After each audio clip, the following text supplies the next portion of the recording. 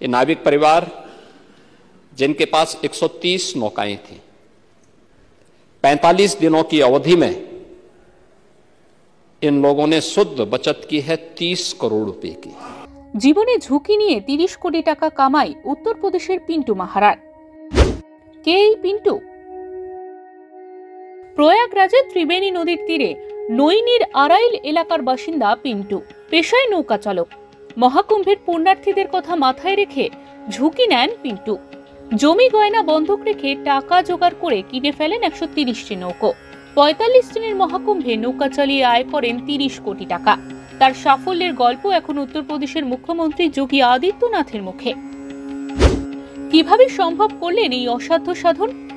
মহাকুম্ভে পুণ্যার্থীদের ভিড় হবে, সকলেই নানান ব্যবসার কথা ভাবলেও পিন্টু তার পেশা নৌকা চালানোকেই বেছে নিলেন।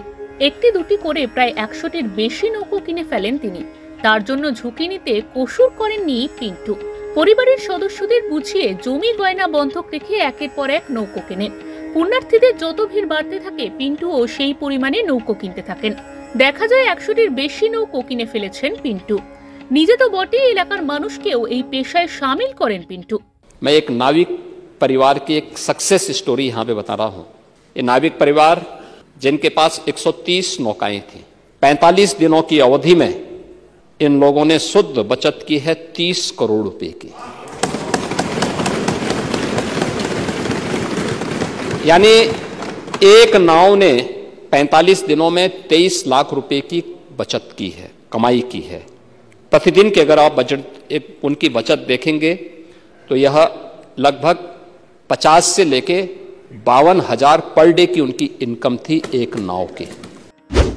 বর্তমানে 130টি নৌকোর মালিক পিন্টু। বর্তমানে 130টি নৌকোর মালিক পিন্টু মাহারা।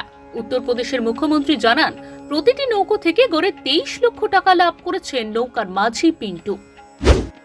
মাত্র 45 দিনে আয় 30 কোটি।